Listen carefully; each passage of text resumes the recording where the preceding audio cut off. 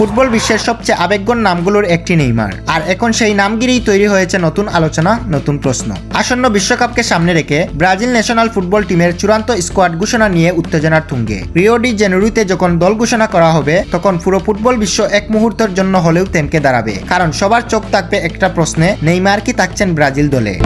সাম্প্রতিক সংবাদ সংস্থা রয়টার্সকে দেওয়া এক সাক্ষাৎকারে ব্রাজিলের কোচ কার্লো আনচেলত্তি ইঙ্গিত দিয়েছেন সিদ্ধান্তটা সহজ নয়। আনচেলত্তি বলেন, যখন কাউকে বেছে নিতে হয় তখন অনেক বিষয় বিবেচনা করতে হয়। এ কথার মধ্যেই যেন লুকিয়ে আছে নেইমারের বর্তমান অবস্থা। দীর্ঘদিন ধরে ইনজুরির সঙ্গে লড়ছেন ব্রাজিলের নম্বর 10। চোটের কারণে মাঠের বাইরে কাটাতে হয়েছে অনেকটা সময়। তবে আশার খবর হলো, নেইমার ধীরে ধীরে ফিরছেন নিজের ছন্দে। আনচেলত্তি স্বীকার করেছেন, নেইমার কঠোর পরিশ্রম করছেন, নিয়মিত ট্রেনিং করছেন, ম্যাচ খেলছেন, অর্থাৎ বিশ্বকাপের আগে নিজেকে পুরোপুরি ফিট করে তোলার সর্বোচ্চ চেষ্টা চালিয়ে যাচ্ছেন তিনি। তবে ব্রাজিলের কোচ শুধু আবেগ দিয়ে সিদ্ধান্ত নিতে চান না, ফিটনেস, ফর্ম এবং দলের ভারসাম্য সবকিছু বিবেচনা রেখেই চূড়ান্ত স্কোয়াড সিদ্ধান্ত নেবেন।